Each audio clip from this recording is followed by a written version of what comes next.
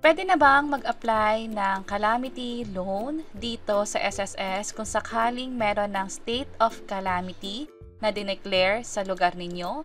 Tara, pag-usapan natin.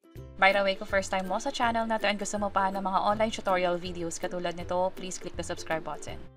Sa panahon ng bagyo o iba pang kalamidad, pwedeng ideklara ang state of calamity sa isang lugar. At kapag ganyan, pwede tayo mag-apply ng calamity loan.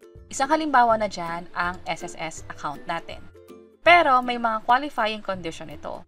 Kung sakaling pasok kayo dito at nagawa nyo na yung mga nire-require, pwede nang mag-apply.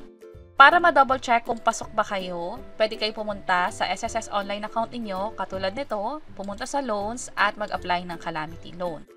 At ngayon, ang alam ko ay qualified ako, yun nga lang nakalagay dito na no available calamity loan as of this time. Ang nakalagay sa member information ko ay nakatira sa Metro Manila. At dito nga sa Manila, nag-declare na nga ng calamity. At dahil dyan, chinek ko kaagad yung SSS account ko. Yun nga lang, itong state of calamity ay kaka-declare lang sa ngayon. At nung mga nakaraang taon o nung nakaraang pagdeklara ng state of calamity, hindi agad nagiging available yung calamity loan dito sa SSS.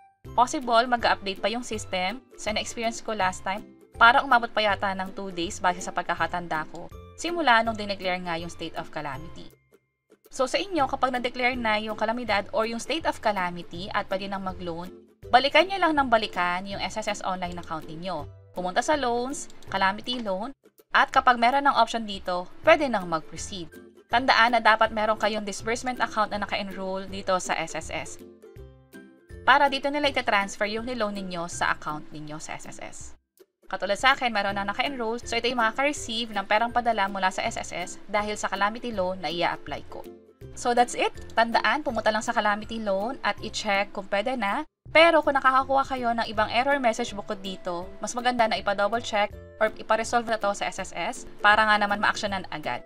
Also, meron din kami ginawang iba't ibang tutorial videos tungkol sa calamity loan. Baka sakaling na-discuss yung issue ninyo, sana makatulong and see you sa mga next videos. Bye-bye!